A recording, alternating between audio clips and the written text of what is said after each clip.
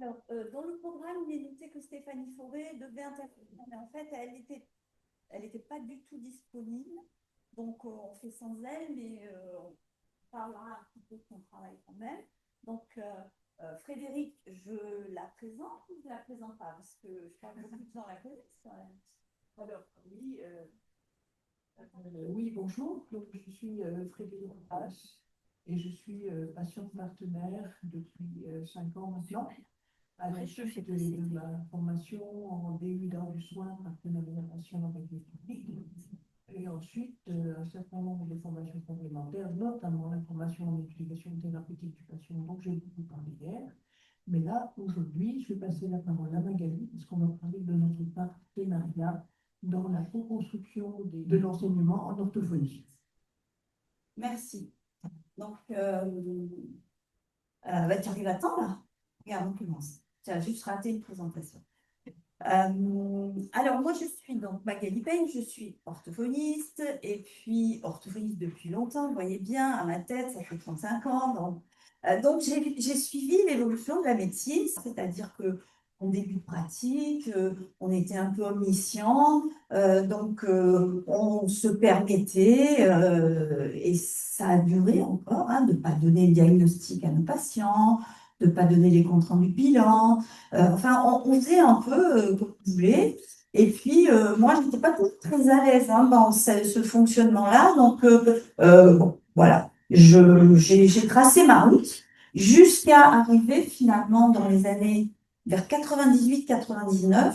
J'ai travaillé en IME. Alors, je ne sais pas si vous savez ce que c'est un IME. C'est un institut médico-éducatif avec des enfants lourdement handicapés et des déficiences cognitives et des déficiences physiques. Et cet institut, c'était l'IME Pierre Merly, pour ceux qui connaissent, qui est géré par l'ADAPI, dans lequel, et donc l'ADAPI étant une association de parents, les familles ont une part très importante. Donc une fois par mois, on recevait les familles le soir, à 18h, les familles et les frères et sœurs des enfants lourdement handicapés. Et ça a créé un électrochoc dans ma tête parce que je me suis dit, mais bon sang, je m'occupe de leurs enfants, mais ce qu'ils vivent eux au quotidien, je l'avais jamais finalement compris physiquement, quoi. Et ça a bien changé ma pratique. Et à partir de ce jour-là, j'ai commencé à intégrer les aidants, les patients qu'ils pouvaient, parce qu'un patient très lourdement handicapé n'a pas toujours la possibilité de dire ce qu'il souhaite faire ou de quoi il a besoin. Par contre, ses parents, ses frères et sœurs, oui. Donc voilà. Après ça, j'ai continué ma route comme ça, en intégrant beaucoup les familles. Et mes collègues, elles me disaient, mais qu'est-ce que tu fais? Je t'entends parler dans la salle d'attente avec les parents. T'es rigolote, toi, elle me disait. Bon, bref. Et puis, à un moment, j'ai eu envie d'enseigner. Donc, donc là, moi, je suis enseignante-chercheuse ici. Vous voyez, là, d'habitude, c'est les orthophonistes qui sont face à moi. Et comme en orthophonie, on a masterisé les écoles, les enseignements, à un moment, je me suis dit quand même, moi, j'ai fait des études en 3 ans, je donne cours à des filles qui vont avoir un master au bout, c'est pas très légitime. Donc, j'ai commencé par faire un master de recherche et après, j'ai fait une thèse. Donc, j'étais embauchée comme enseignante-chercheuse à la fac. Et cette thèse, à 50 ans, de 50 ans à 54 ans, j'ai fait une thèse. Je suis sortie de ma thèse, j'étais laminée, parce qu'en même temps, je travaillais, évidemment. Et je suis arrivée comme ça, un jour, Tiffany Boucher, qui est donc maître de conf au DRG, a envoyé un mail au département d'orthophonie en disant est-ce que vous aimeriez participer à un projet qu'on élabore sur l'enseignement de l'interprofessionnalité en médecine, en santé. Et bingo, moi je dis ouais, je veux y aller. Moi je donne des cours cliniques, je donne des cours de communication avec le patient, ça m'intéresse. Et là, j'avais pas lu la fin de la phrase, il y avait écrit en partenariat patient. Ça, je l'avais pas lu. Mais donc, je découvre euh, Luigi, Jean-Michel, Sébastien, Frédéric, à l'hôtel là-bas, là, l'ancien, comment ça s'appelle? L'hôtel Paul. Et ça me tombe dessus. Et on fait des petits groupes. et on discute. C'était vraiment l'activité brise-glace, on faisait connaissance. Et les deux, là, ils font leur pub pour le DU. Et moi, j'étais là, j'écoutais ça. Je sortais de ma thèse, j'étais laminée. J'avais perdu le fil avec les patients quand même. J'ai fait une thèse de sciences, hein, donc c'est beaucoup de sciences. Et les copines qui étaient avec moi, les infirmières qui avaient fait le DU, elles m'ont dit, ah, c'est extraordinaire, etc. Donc, je m'inscris au DU. Et là, voilà, là, je retombe sur mes pattes et je me dis, oui, non, mais c'est ça. Et première réunion de la première séance, vous nous mettez en petit groupe avec Stéphanie Fauré. Bah, toi, tu faisais pas partie de l'équipe, Sébastien. Et là, mais ça a été une révélation. Je me suis dit, mais moi, je veux faire cours avec elle. Je veux qu'elle vienne avec mes étudiants. Vous voyez? Donc voilà comment j'ai déroulé un petit peu ma carrière, hein, rapidement. Mais voilà comment j'ai eu l'idée. Puis après, dans le programme du DU, on nous demande de créer comment vous appelez ça, Projet d'impact un social. projet d'impact social. Donc, moi, le projet d'impact, je l'ai eu tout de suite. Donc, voilà, ça a commencé comme ça, cette affaire. Et puis, ça a continué avec Frédéric, puisqu'après, Stéphanie Fauré, elle ne fait pas partie du collectif d'IES Collab. Et dans ce collectif, Stéphanie, c'est une patiente partenaire hein, qui a fait le DU à Soins. Tu veux que j'en dise un peu plus sur Stéphanie ou ça suffit? Voilà, elle faisait partie de l'équipe pédagogique du DU quand moi je l'ai fait, c'est-à-dire maintenant il y a 2 ans. Voilà. Et Stéphanie, en dehors de ça, elle était journaliste, elle habite Antibes, donc elle avait une proximité géographique, parce que moi j'ai fait le DU à distance, mais elle avait quand même une proximité géographique qui me permettait de l'inclure physiquement avec les étudiants. Et puis après, j'ai connu Fred et Sébastien, bien sûr. Euh, on se voit toutes les semaines dans notre collectif d'IES Collab. On travaille beaucoup. Donc, j'ai bien connu aussi Fred. Et j'ai essayé de trouver des partenaires qui parlent à mes étudiants d'ortho, parce que vous voyez, les orthos, elles s'occupent de la communication, du langage oral, des fonctions oromo-myofasciales, de plein de choses, hein. Mais il fallait que j'arrive à trouver des fils pour qu'elles s'y retrouvent. Donc, on les a trouvés, hein, pas de problème. Euh, donc voilà. Ce qu'il faut savoir, c'est que nous, en orthophonie, la plupart du temps, quand même, le patient prend beaucoup de place parce qu'on est des paramèdes. C'est-à-dire qu'on est comme les infirmiers, hein, mais on les suit très longtemps. Toi, tu peux dire un peu? Oui, bonjour, bonjour. Alors, effectivement, j'ai connu Magali dans le cadre de notre formation en interprofessionnalité et parallèlement dans le cadre de ma pathologie de naissance, puisque j'ai une paralysie cérébrale de naissance. La même d'ailleurs que Stéphanie Fauré, ça nous a fait un point commun dans notre cheminement de DU avec quelques années de décalage, mais on a ce même fil conducteur au niveau de la maladie. Et c'était une jolie rencontre de voir comment 2 patientes avec 20 ans d'écart aussi, ça c'est juste une parenthèse, comment chacune, avec 20 ans d'écart, on vit notre maladie au quotidien et comment on a été accompagnés dans notre parcours de soins. Et ça m'a permis de voir comment ça a évolué, comment ça s'est transformé, comment ça a changé, parce que je vais avoir 70 ans et je peux vous assurer que l'accompagnement en paralysie cérébrale et pour le patient et pour sa famille, quand j'étais enfant, il n'y avait quasiment rien. Alors qu'effectivement, avec 20 ans d'écart, pour Stéphanie, le dispositif était déjà totalement différent. Je fais une... Bon, excuse-moi, c'est ma tendance naturelle à maigresser. Oui, et j'en reviens donc effectivement à mon, pourquoi j'étais intéressée par la proposition de Magali pour qu'on travaille en partenariat sur la conception des modules de formation, c'est qu'à titre personnel, je travaille dans le cadre de ma pathologie avec une orthophoniste. Et effectivement, ça m'a permis effectivement de partager mon expérience, mon parcours, mes motivations à travailler avec une orthophoniste.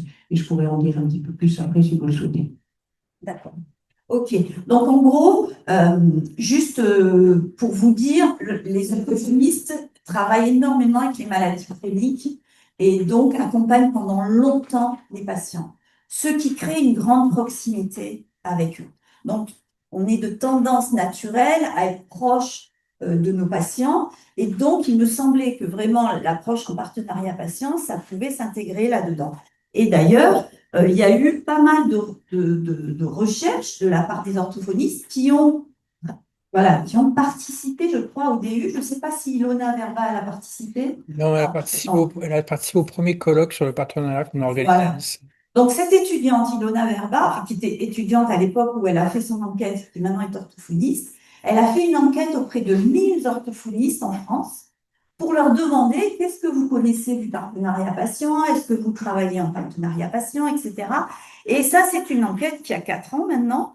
Mais en gros, il y avait sur 1000 répondantes qui travaillaient dans tous les secteurs qui touchent l'orthophonie, les enfants, les adultes, le neurodégénératif, etc. Il y en avait seulement 5% qui connaissaient le terme partenariat patient. Mais il y en avait quand même presque 80% qui se disaient centré patient. Si vous vous souvenez ce qu'a dit Maëlle, ce modèle-là, centré patient, c'est le modèle des années 2010 et que nous, effectivement, en orthophonie, on utilise beaucoup parce que c'est le modèle de l'evidence-based medicine. Je ne sais pas si on vous a déjà parlé de ça dans vos cours, mais il y a eu, suite aux carences qu'on avait décelées dans le modèle paternaliste, on s'est dit quand même, il faudrait apporter des preuves de ce qu'on fait et que c'est efficace, parce que longtemps, on disait l'orthophonie, ça sert à rien. Bref.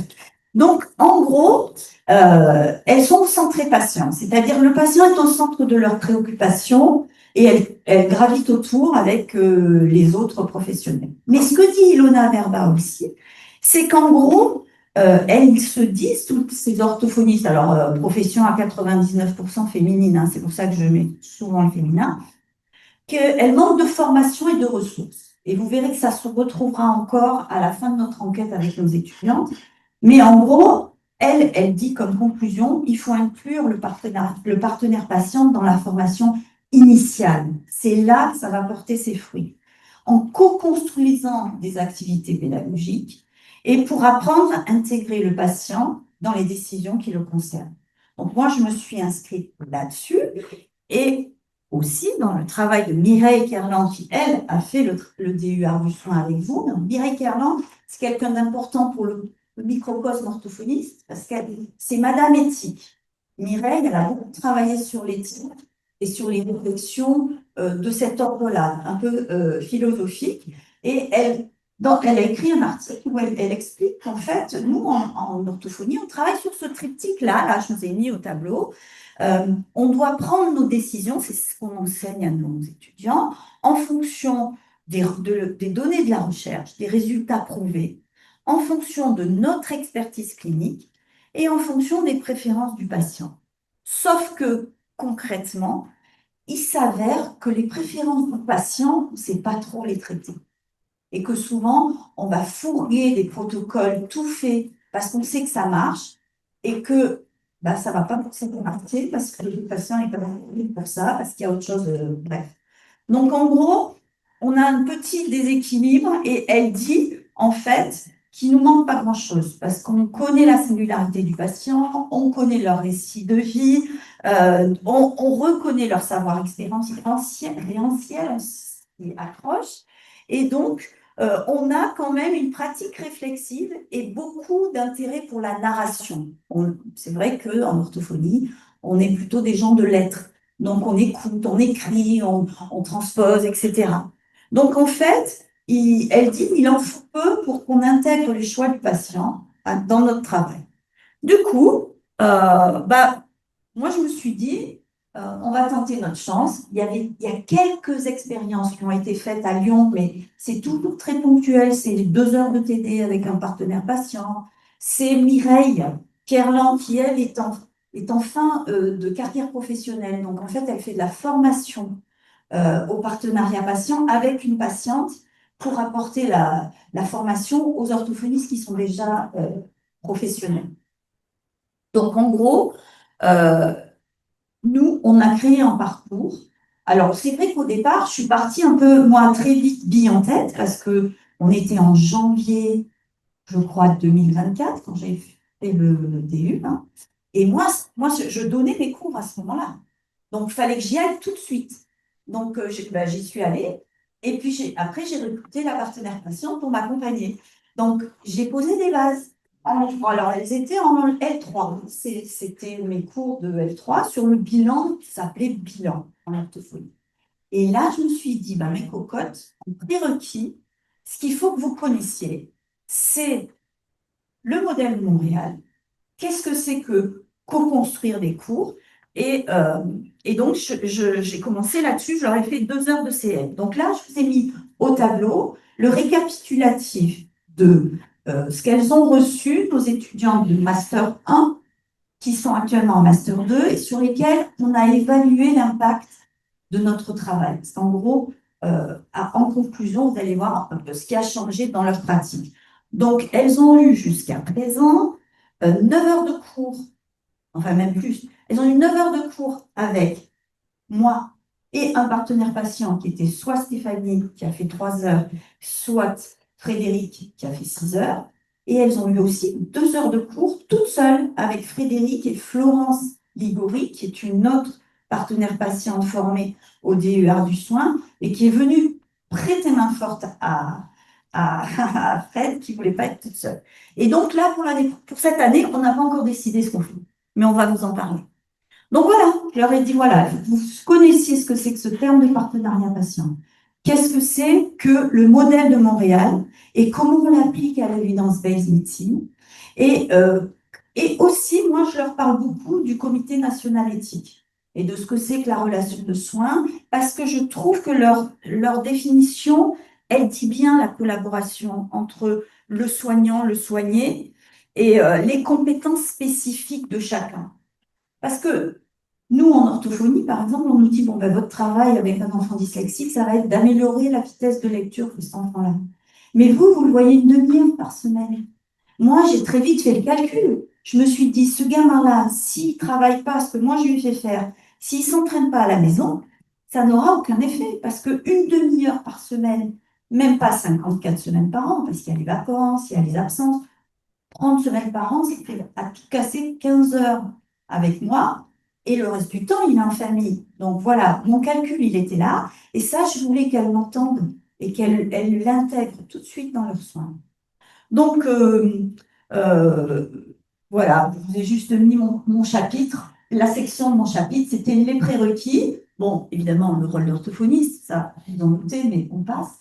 Le modèle de Montréal, le partenariat patient et l'évidence-based medicine. Et puis, en même temps, le semestre suivant, j'ai un cours qui s'appelle clinique. Clinique et intervention orthophonique. Et là, je me suis dit, bon, maintenant, je vais les préparer parce que je vais leur mettre un partenaire patient. Et pour les préparer, je les ai fait travailler comme il fait Jean-Michel dans le DU sur de la médecine narrative sur le blog de Martin Winkler, qui est une mine d'or pour nous, les enseignants. C'est extraordinaire. C'est-à-dire, vous connaissez ce qu'il fait Martin Winkler sur son blog? Oui. C'est Winkler, V-I-N-C. Oui, Claire, d'accord. Pas Claire. Oui, pardon, il y a une faute d'orthographe, ça marque mal. Mais, donc, Martin Winkler, il a un blog et il écrit comme ça, il est médecin généraliste et il note ce qu'ont dit ses patientes.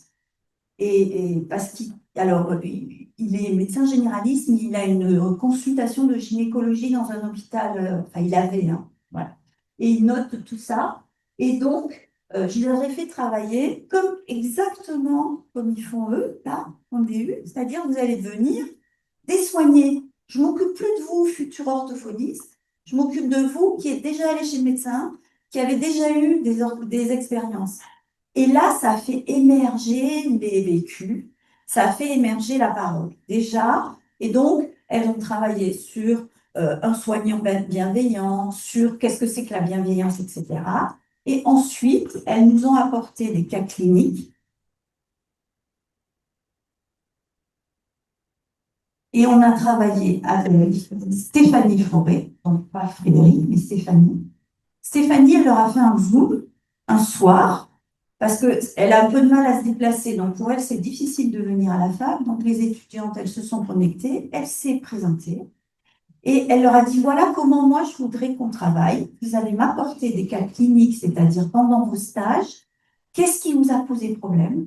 Où est-ce que vous avez vu des soignants un peu malveillants ou des choses qui vous ont gêné? Et puis on les retravaillera ensemble au cours des 3 heures qu'on va passer. Mais elle a souhaité que certaines travaillent plus particulièrement avec elle pour certaines situations. Il y a eu des volontaires qui ont joué des situations avec Stéphanie. Et Stéphanie était en présence, comme l'a fait Frédéric, et donné ses ressentis. Alors, ça a été quand même, euh, cette situation-là, ça a été un choc pour mes étudiants. Ça a fait un électrochoc. Ça a fait, on en parlait. Les choses qu'on a eues, ça a fait un électrochoc. C'est ça. C'est que j'ai une étudiante qui naïvement raconte cette histoire. Oui, alors moi, avec mon orthophoniste, on avait une patiente qui a une APP. Alors l'APP, c'est comme la maladie d'Alzheimer, sauf que ça commence par le langage. Donc le traitement de référence, c'est l'orthophonie, et assez fréquemment.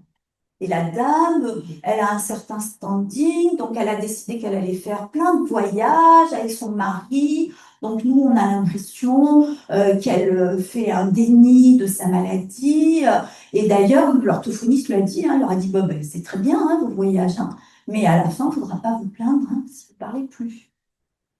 Et là, je peux vous dire que Stéphanie, elle a explosé. Quoi? Vous n'avez pas fait ça? Vous n'avez pas dit ça? Et alors là, ben si, on a dit ça. Mais vous vous rendez pas compte? Elle était folle. Elle était. Alors là, le patient, il est arrivé là. Et ça leur a fait, mais qu'est-ce que vous en pensez, vous, de cette réaction? C'est fort, hein? C'est fort. Alors nous, on a fait une petite enquête suite à ça. Je ne vous l'ai pas mis, hein. Mais elles m'ont toutes dit. En fait, on aimerait bien une autre partenaire parce que celle-là, elle est très très dure, hein. Une crème. Et donc, voilà. Il faut qu'on ne transmet pas notre tout à fait de la même manière. Stéphanie, elle est très toc, mais ça a des impacts. Mais quand même, je leur ai fait un questionnaire de fin de cours parce que moi, c'était expérimental pour moi. Je voulais savoir ce qu'elles en pensaient. Et quand même, voilà ce qu'elles ont répondu. Elles ont dit quand même, on a eu des vraies expériences là. Ça nous change beaucoup de la théorie. Et la vie du patient, et ben finalement, c'est pas tout à fait la vie du professionnel, forcément.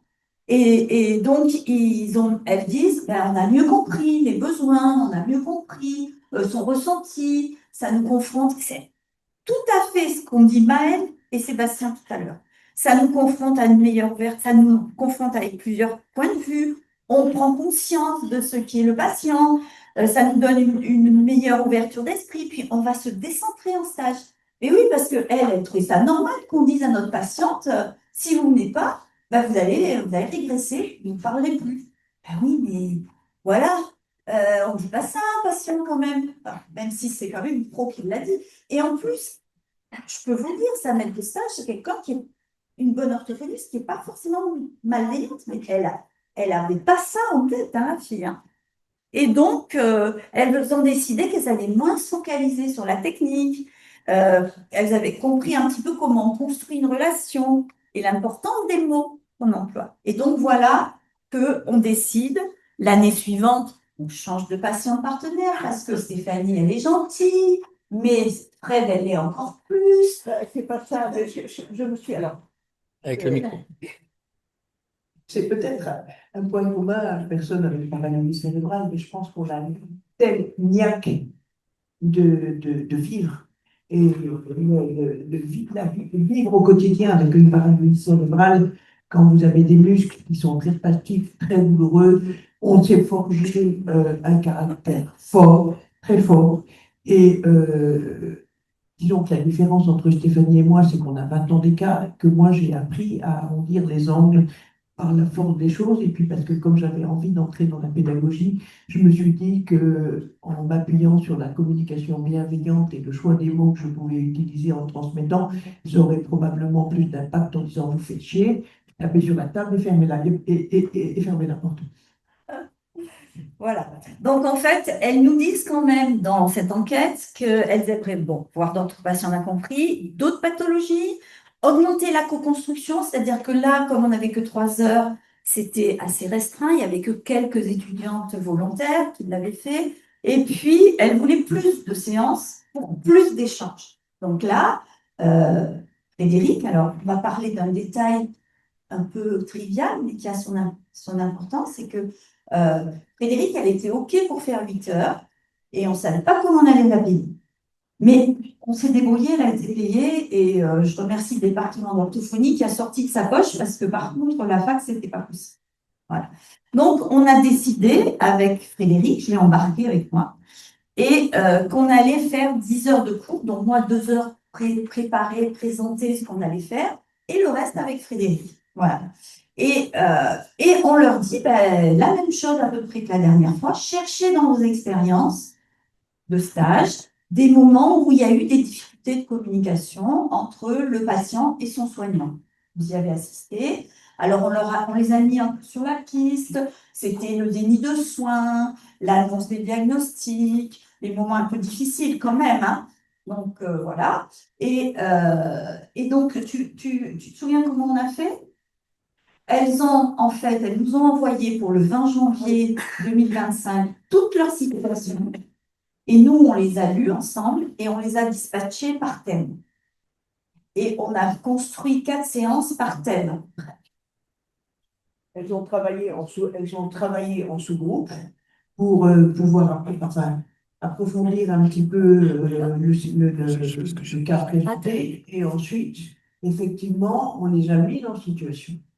Hein. Et effectivement, au travers de la mise en situation, Magali et moi, on était en tant qu'observateurs. Et là, la collaboration en formation, c'est super intéressant. C'est qu'il y avait le regard de Magali en tant que professionnelle de santé et mon regard à moi en tant que patiente qui a aussi des soins d'orthophonie. Donc, effectivement, ces deux regards croisés a permis de donner une autre dimension, on va dire, à la valeur pédagogique de l'atelier. Alors, les situations, je vous en ai mis quelques-unes. Vous voyez que c'est toujours des situations assez lourdes, hein. Là, c'est en cancéro, un patient qui est à la fin de sa radiothérapie. Il nous dit, je fume 2 paquets encore par jour. Je bois toujours une bouteille de whisky tous les 2 jours. Alors, nous, on sait il va avoir des radiations et qu'il ne faut pas qu'il fume, il ne faut pas qu'il boive. Donc, parce que ça va aggraver l'inflammation. Mais lui, il est désespéré, il demande notre aide. Qu'est-ce qu'on fait? Comment je réagis? Vous voyez? C'était ce genre de cas-là, hein, qu'elles nous ont donné, hein. Et je veux dire, et quand on reprend leur proposition, hein, c'est pas des cas isolés, c'est des situations assez fréquentes. Et ça, en tant que moi, en tant que patiente qui ne connaissait pas grand-chose à ce versus-là en orthophonie au niveau de l'enseignement, j'ai découvert que les futurs orthophonistes et les orthophonistes en exercice, elles étaient confrontées à des situations très complexes. Hein, et qu'effectivement, c'était bien de pouvoir les débriefer en cours parce qu'effectivement, elles vont être de plus en plus confrontées à des situations de ce type-là. C'est ça. Donc, il y avait pas mal de situations cancéreuses, euh, euh, et notamment, voilà, la fin de vie, hein. Donc, elle rédige son compte-rendu. La patiente qui lui dit, mais ça sert à rien, madame, d'écrire. De toute façon, je vais mourir. Et mes étudiantes, elles sont comme vous, elles sont toutes jeunes, hein, elles ont 20 ans. Et elles se disent, mais qu'est-ce que je dis? Comment je réagis face à ça, moi? Et donc là, Fred, elle n'est pas spécialisée en cancéro, mais elle a tout son bon sens de patiente partenaire et elle lui donne son avis, qui n'est que l'avis de Frédéric. Peut-être que notre patient partenaire dirait autre chose. Ben, c'est ça, c'est-à-dire qu'effectivement, en fonction de la patiente partenaire qui va travailler en binôme avec le professionnel de santé, il ne faut pas oublier que nous ne sommes pas que patients partenaires. On a vécu derrière, on a une expérience avec la maladie, on a une expérience dans l'accompagnement de la maladie, nos parents, nos proches, un enfant, etc., etc. Donc effectivement, on peut venir enrichir de notre témoignage, de notre vécu, de comment on peut effectivement contribuer à à faire bouger vous savez, la petite boule à 1000 facettes là. Tiens, eh ben, est-ce que je peux regarder la situation sous cet angle-là ou est-ce que je peux la regarder sous cet angle-là? Et comment, en complémentarité avec les arguments que Magali va soulever au niveau pédagogique, ça peut les aider à évoluer dans leurs observations de la situation et dans la manière de donner des clés après aux patients. Alors quand même, on s'est aperçu que toutes ces situations, elles avaient une charge émotionnelle très lourde. Donc finalement, avec l'aide de Luigi, on a récupéré un extrait de film. Ce film s'appelle La guerre est déclarée de Valérie Donzelli. Si vous ne l'avez pas vu, je vous invite à le voir. Et c'est l'histoire donc, de Valérie Donzelli, c'est son histoire vraiment, et l'histoire de son histoire et celle de son compagnon, et de leur petit garçon qui en fait a une tumeur au cerveau. Et ces jeunes parents découvrent de manière assez brutale et dans l'affolement général le diagnostic. C'est-à-dire que ces deux bobos parisiens, parce qu'ils sont en études de cinéma, ils font l'IDEC, hein, ils sont donc jeunes étudiants en cinéma, et ils arrivent finalement à comprendre que leur enfant ne se développe pas comme il faut.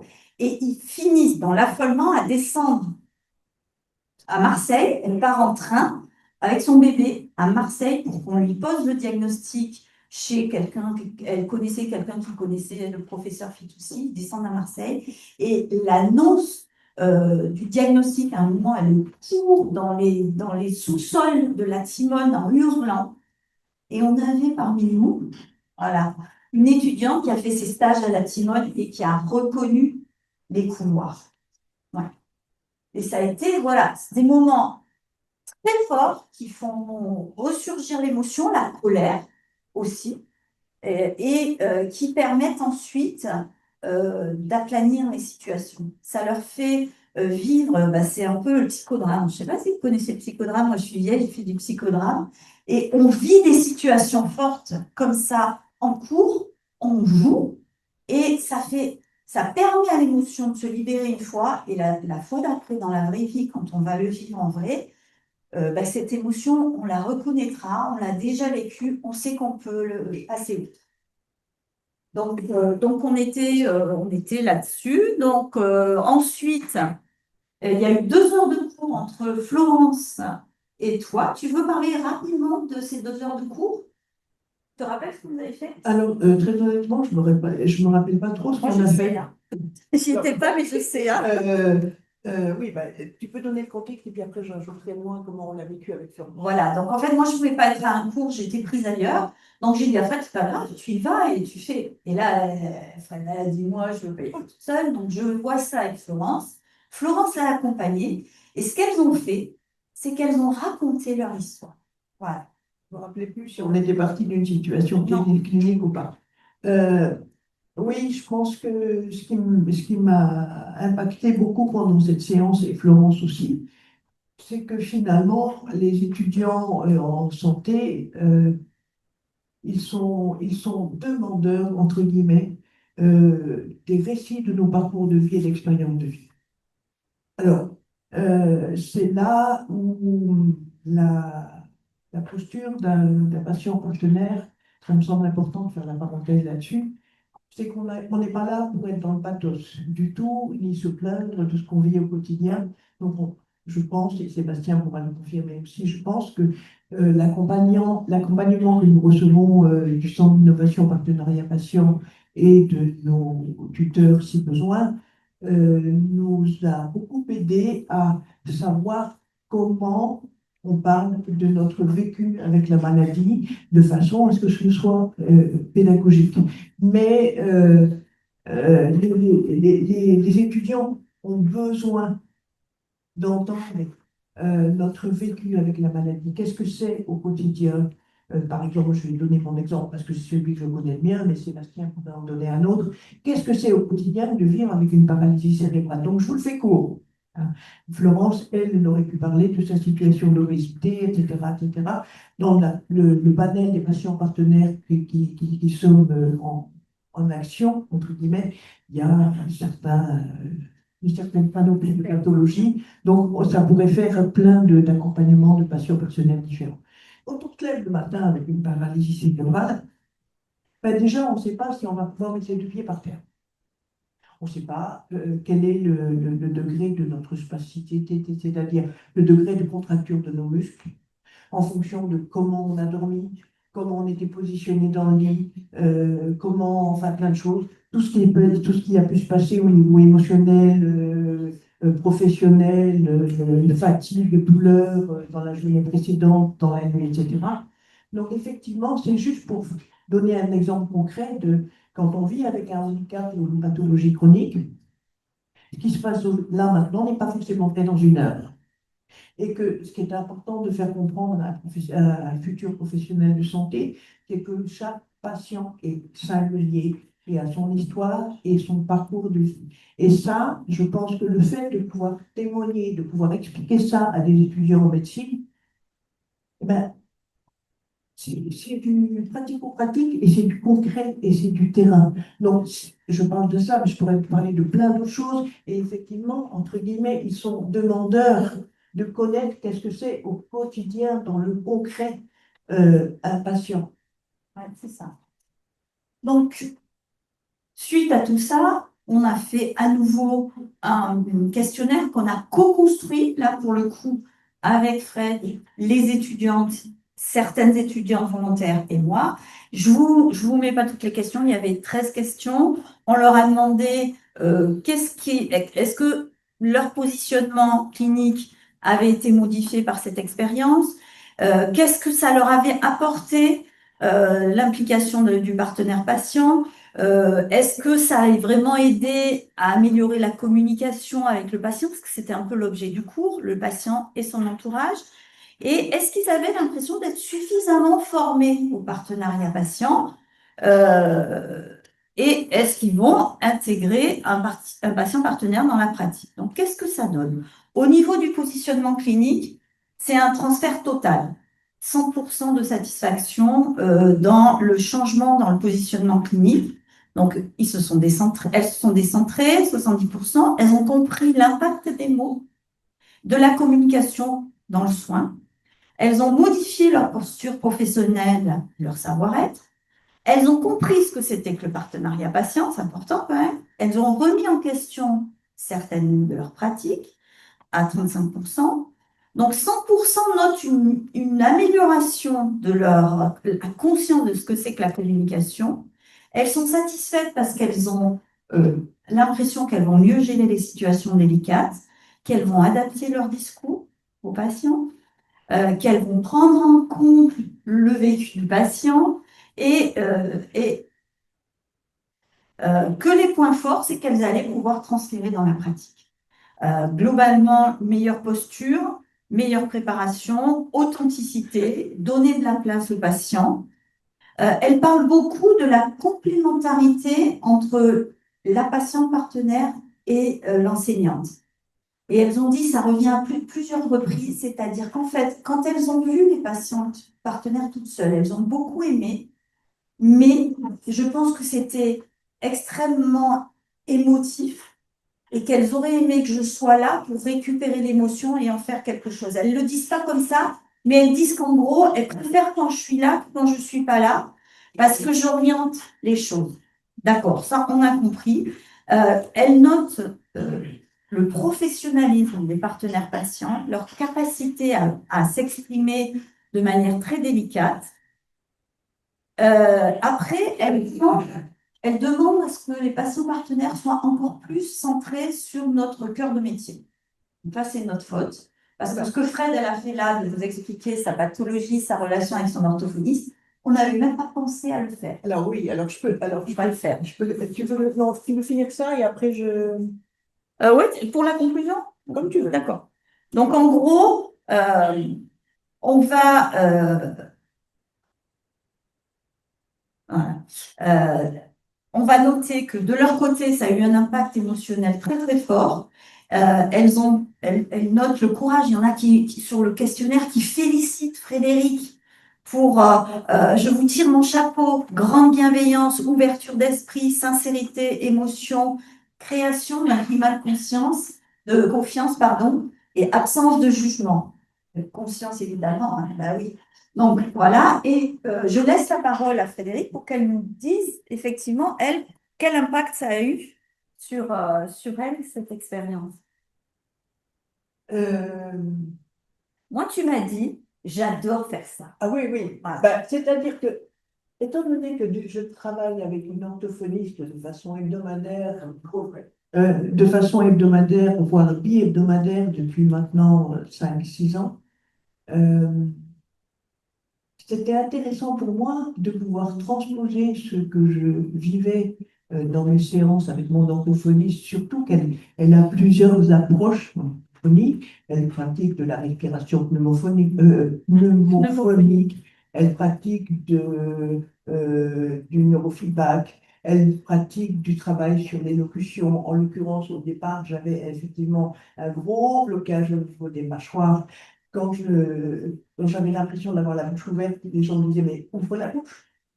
Alors que, voilà, parce que c'était un contexte neurologique et maxillofacial qui fait que c'était extrêmement difficile pour moi d'ouvrir la bouche. Donc, on a fait tout ce travail d'articulation, de vocalisation, etc., etc.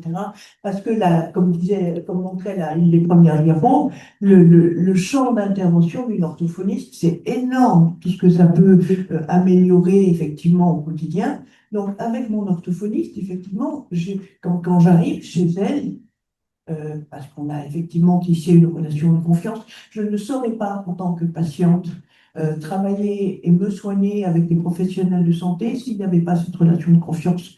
Parce que sur des pathologies neurologiques comme la mienne, c'est du permanent, de toute petite jusqu'à mon dernier souffle. Je sais que les soins, mais ça fait partie de ma vie, c'est 4 fois par semaine et c'est lourd. Donc, s'il n'y a pas petit à petit cette relation de confiance qui se construit, où effectivement, quand j'arrive chez mon orthophoniste, euh, bonjour Frédéric, comment ça va? On ne se tutoie pas, mais on est devenus extrêmement proches. De quoi vous avez besoin aujourd'hui? Comment vous vous sentez aujourd'hui? Elle n'a pas de recette, elle n'a pas, etc. Elle ne fait pas de prescription. C'est comment le besoin là, pour vous soigner, c'est quoi? Et on adapte en fonction de comment je me sens et de quoi j'ai besoin ici et maintenant. Donc cette relation-là, avec mon orthophonie, pour moi, elle est essentielle. Et c'est ce que j'ai essayé de transmettre, effectivement, en co-animant les ateliers, en construisant les ateliers avec Magali. Merci Fred. Donc voilà, on a quand même quelques questions qui ressortent que je vous livre, mais on va essayer d'y répondre en un ou deux. C'est-à-dire qu'en fait, elles ne savent pas comment intégrer un patient partenaire dans leur future pratique. Ça, effectivement, je n'en ai pas parlé. Elles ne savent pas qui va payer si je fais venir un patient partenaire. Donc, en fait, il y a tout un travail d'enseignement, des maisons de santé, de soins. Enfin, il y a tout un tas de choses à construire avec elles. Les thématiques, c'est plus de profils différents. Donc, il va falloir que je recrute d'autres partenaires patientes. Comment on participe à la formation? Et en gros, bah, moi, je suis quand même très fière d'avoir les partenaires patientes avec moi dans les cours parce que j'ai l'impression que ça a ramené vraiment le patient avec moi, le soin au centre. Et du vivant. Et, ouais, et donc, moi, je suis dans la transmission et il me semble que quand je fais ça, je fais bien mon travail. Et on fait vraiment ça avec Magali, avec beaucoup de plaisir. Et je pense que pour pouvoir créer cette j'aime pas le mot d'alliance, j'en cherche un autre. Mais c'est important de pouvoir créer cette relation de confiance avec les professionnels de santé avec qui on travaille et développer une complicité personnelle et professionnelle parce qu'effectivement, ben, voilà, très franchement, avant de monter sur l'estrade là, je savais ce que je voulais dire. On avait préparé une trame avec Magali au travers du gouvernement qu'on a construit. Et puis, entre ce qu'on a dans la tête quand on est en bas de l'estrade et ce qui se passe là maintenant, effectivement, l'idée, c'est que ça parle, que ce soit vivant et puis que ça puisse répondre à vos interrogations. Merci beaucoup pour votre attention.